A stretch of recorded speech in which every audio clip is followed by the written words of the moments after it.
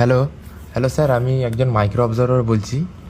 আমাদের এখানে district magistrate এবং এসডিও দুজনেই ইনডাইরেক্টলি আমাদেরকে বলছে যে এই আরওরা যা করেছে আমাদেরকে তাই করে দিতে, আমাদেরকে এক্সট্রা কিছু করতে বারণ করছে। বলছে যদি কোনো অ্যাম্বিগুয়াস ব্যাপার আমরা দেখতেও পাই সেটাতেও বলছে তোমরা AERO বা BLOকে ডেকে সলভ করে নাও। প্লাস ওরা আমাদেরকে ওদের চোখের আড়াল করতে দিতে চাইছে না। ওরা চাইছে আমরা যেখানে কাজ করব ওরা যেন সেখানেই থাকে, সেখানে থেকে সব যেন দেখতে পায় কী হচ্ছে কী না হচ্ছে। এবং ইলেকশন কমিশন থেকে বলেছিল যে কাজটা হবে ডিএম অফিসে, কিন্তু এরা কাজটা আমাদেরকে করাচ্ছে ব্লক অফিসে, যেখানে পার্টির নেতা ফেতা সবাই আসতে পারবে। প্লাস রুল অবজারভার আমাদের সামনে এসেছে, কিন্তু রুল অবজারভারের সামনে এসডিও নিজে কাউকে কথা বলতে দিচ্ছে না। প্লাস সবাইকে চুপ চুপ বলে থামাচ্ছে। প্লাস রুল অবজারভার বাংলা বুঝে না, কিন্তু ডিএম সবাইকে বাংলায় বোঝাচ্ছে। এটা একটু আপনারা দেখুন। সবাইকে ওদের ডিস্টেন্স থেকে যাতে যেখানে আমরা কাজ করব সেখানে যেন ডিএম এসডিও কেউ যেন স্পটে না থাকে, এমন জায়গায় কাজ করব কেউ যেন জানতেই না পারে আমরা কী কাজ করছি। এটা হলেই একদম পারফেক্ট কাজ হবে, না হলে সেই যেমন ছিল ওরা যেটা চাইছিল সেটাই হবে। স্যার, এসডিও আর ডিএম এরা চাইছে যাতে সব ওরা ওরা যা করেছে সেটাই যেন অ্যাপ্রুভ করা হয়। এটার একটা সলিউশন স্যার আছে। আমি যে ডিস্ট্রিক্টে পোস্টিং আছি আমাকে যেন অন্য ডিস্ট্রিক্টের কোনো পার্ট দেওয়া হয়, এবং হোম ডিস্ট্রিক্ট এবং আমার যেখানে পোস্টিং আছে সেই ডিস্ট্রিক্ট বাদ দিয়ে অন্য ডিস্ট্রিক্টের যেন কোনো পার্ট দেওয়া হয়। ধরুন আমি আছি মুর্শিদাবাদে, আমাকে মুর্শিদাবাদের পার্ট না দিয়ে আমাকে দক্ষিণ দিনাজপুরের পার্ট অ্যালট করা হোক। সেই পার্টে আমি সব চেক করতে পারবো। এবং এখানে প্রবলেম হচ্ছে আমাদের সামনে এসডিও, ডিএম এবং AERO এরা সবাই আমাদের সামনে অল টাইম নজরের মধ্যে রাখতে চাইছে যে আমরা কি করলাম না করলাম, যাতে ওরা সব দেখতে পায়, জানতে পায়।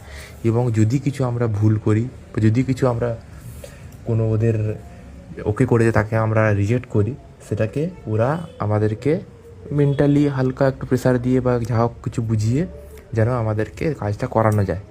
ঠিক আছে, একটু একটু আপনারা দেখুন ব্যাপারটা, নাহলে এত কিছু করা সবই বেকার আমার মনে হয়। তো আমরা বন্ধুরা, আপনারা কেমন আছেন অবশ্যই কমেন্টে জানাতে পারেন। তো সকলকে স্বাগত বিষ্ণু বিশ্বাসের ছোট্ট ইউটিউব চ্যানেলে। তো ভিডিও শুরু করার আগেই বলে দিচ্ছি, এই যে কল রেকর্ডটি শুনলেন, এই কল রেকর্ডটির সত্যতা কিন্তু যাচাই করা হয়নি। তাই আপনারা অবশ্যই কমেন্টে জানাবেন কতটা সত্য কতটা মিথ্যে। কিন্তু যদি সত্য হয় তো সর্বপ্রথম বলে দিই, এই যে কল রেকর্ডটি আপনারা শুনতে পেলেন, এটি পোস্ট করেছেন আমাদের রাজ্যের বিরোধী দলনেতা শুভেন্দু অধিকারী। তিনি কি লিখেছেন আপনারা দেখতে পাচ্ছেন আমার স্ক্রিনে। পশ্চিমবঙ্গের মাননীয় মুখ্যমন্ত্রী মমতা বন্দ্যোপাধ্যায় পশ্চিমবঙ্গে ভোটার তালিকার সংশোধন প্রক্রিয়ায় নির্বাচন কমিশনারের মাইক্রো অবজারভার নিয়োগের বিরোধিতা করছেন। ওনার গাত্রদাহের প্রধান কারণ উপলব্ধি করতে হলে জনৈক মালদা জেলার এক মাইক্রো অবজারভারের বক্তব্য শুনুন। তো আপনারা সেই বক্তব্য শুনলেন। আমি আবারও বলছি, এই যে কল রেকর্ড, এই কল রেকর্ডের সত্যতা কিন্তু আমি যাচাই করিনি। তো কতটা সত্য কতটা মিথ্যে সেটা আপনারাই বলতে পারবেন। কিন্তু এটা যদি সত্য হয় তাহলে খুবই ডেঞ্জার ব্যাপার।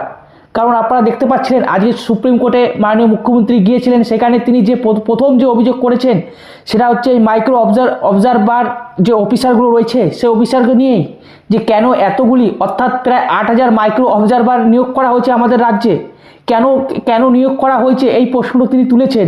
এবং কার্যত তিনি এটাও বলার চেষ্টা করেছেন বা এটাও বলে থাকেন যে AERO এবং ERO ইনারা হচ্ছেন ভালো, ইনারা যে কাজটি করছেন সেই কাজটিকে কেন মান্যতা দিচ্ছে না নির্বাচন কমিশন, তিনি এই প্রশ্নটাও তুলেছেন।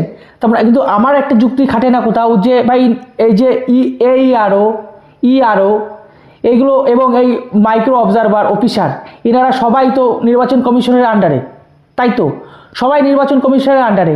তাহলে মাননীয় মুখ্যমন্ত্রী এখন যেটা বলছেন, কার্যত আমরা দেখতে পেলাম সুপ্রিম কোর্টের ভিতরে যে তিনি বলছেন ERO ভালো, তাদের কেন, তারা যে কাজটি করছে যে সিদ্ধান্ত নিচ্ছে সেইটা কেন মান্যতা দিচ্ছেন না নির্বাচন কমিশন, এবং এই মাইক্রো অবজারভার অফিসার যারা রয়েছেন তারা নাকি ভালো নয়। এক কথা বলতে গেলে সেটাই তো দাঁড়াচ্ছে। কিন্তু দুজনাই কিন্তু নির্বাচন কমিশনের আন্ডারে কাজ করছে। তাহলে সেইখানেই তো আমার প্রশ্নটা বা সেখানে কিন্তু প্রশ্নটা আসে, তাহলে এই যে ERO বা AERO, তাহলে এনাদের অধিকাংশ লোক কি ওই মানে বুঝতে পারছেন আমি যেটা বলার চেষ্টা করছি, তাহলে কি সেই সমস্ত দলের হয়ে কাজ করছে, বা আমি যেটা বলার চেষ্টা করছি তাদের হয়ে কাজ করছে, তাই কি এই ERO এবং ARO ভালো হয়ে যাচ্ছে এখন, আর কার্যত মাইক্রো অফিসাররা এখন খারাপ হয়ে যাচ্ছে না? আমি অবশ্য বুঝতে পারছি না, আমাকে একটু বুঝিয়ে বলুন বন্ধুরা, কমেন্টে অবশ্যই জানান। কারণ দুজনাই তো নির্বাচন কমিশনের আন্ডারে, তাহলে AERO ভালো হয়ে যাচ্ছে কিন্তু মাইক্রো অফিসাররা খারাপ হয়ে যাচ্ছেন, এবং তিনিও বুঝতে পারছেন না যে এই মাইক্রো অবজারভার অফিসাররা কারা অ্যাকচুয়ালি, তো কারা কোত্থেকে এসছে। কারণ যে কাজটা ERO করছে এবং AERO কাজ করছে সেই কাজের উপর, অর্থাৎ তাদের উপর নজর রাখছে এই মাইক্রো অবজারভার অফিসাররা। এবং তিনি একটি মিথ্যা কথা বলেছেন, যেটি আমি বলতে ভুলে গেছিলাম। তো তিনি একটি মিথ্যা কথা বলেছেন আমাদের রাজ্যের মাননীয় মুখ্যমন্ত্রী মমতা বন্দ্যোপাধ্যায়, সেটি হচ্ছে যে বিজেপি শাসিত রাজ্য থেকেই নাকি এই মাইক্রো অবজারভার অফিসারদেরকে আনা হচ্ছে, যেটা পুরোপুরি সত্য নয়। কারণ কেন্দ্র সরকারের আন্ডারে যে সমস্ত ব্যক্তি কাজ করে থাকেন বা কাজ করছেন তাদেরকেও কিন্তু আমাদের রাজ্যে মাইক্রো অবজারভার অফিস রূপে রাখা হয়েছে। তো এই কথাটা কিন্তু মিথ্যা কথা বলেছেন। অবশ্যই 9 তারিখ সোমবার আবার আদালতে শুনানি আছে, তো সেখানে তো আলোচনা হবেই। তো আমি ভিডিওটা বেশি বড় করতে চাইছি না, আমি আপনাদের কাছে জানতে চাইছি, এই যে ভিডিওটা আপনারা কল রেকর্ড শুনতে পাচ্ছেন, এটা যদি সত্য হয় এবং আপনারা বুঝতে পারছেন যে কিছু AERO এবং কিছু ERO কার আঙুলের ইশারায় কাজ করছে কার্যত, তার জন্যই তো এত লক্ষ লক্ষ লোককে ডাকা হচ্ছে শুনানি কেন্দ্রে। কারণ শয়তানি দুষ্টুমি করেছে বলেই তো ডাকা হচ্ছে। কারণ আপনারাও দেখেছিলেন, সে আনন্দবাজার পত্রিকাতেও কিন্তু বেরিয়েছিল সেই খবরটি, যে যেখানে EROরা ভাই কার্যত উল্টোপাল্টা কাজ করছে, যেখানে লাগছে পাসপোর্ট সেখানে দিচ্ছে আধার কার্ড, সেখানে আধার কার্ড জমা দিচ্ছে। তো সেই ক্ষেত্রে তো ডাক তো পড়বেই। তো কিছু ERO অফিসার যে আমাদের মানে কার আঙুলের ইশারায় কাজ করছে আপনারা বুঝতে পারছেন, কার্যত জটলা পাকানোর জন্য যাতে SRটাকে যাতে মানে বানচাল করা যায় এমনটি চেষ্টা কিন্তু তারা করছেন। এবার এই কল রেকর্ড যদি সত্য হয় তাহলে সত্যি কথাই বিশাল মারাত্মক ব্যাপার। এবং আমি তো বলবো তার আগে আজকে আমার একটা প্রশ্ন আছে, যেখানটা আপনাদের অবশ্যই কমেন্টে জানাবেন। আমি দেখলাম আজকে মাননীয় মুখ্যমন্ত্রী তিনি উকিল নয়, তিনি আবেদনকারী হিসেবে সুপ্রিম কোর্টে প্রশ্ন করলেন।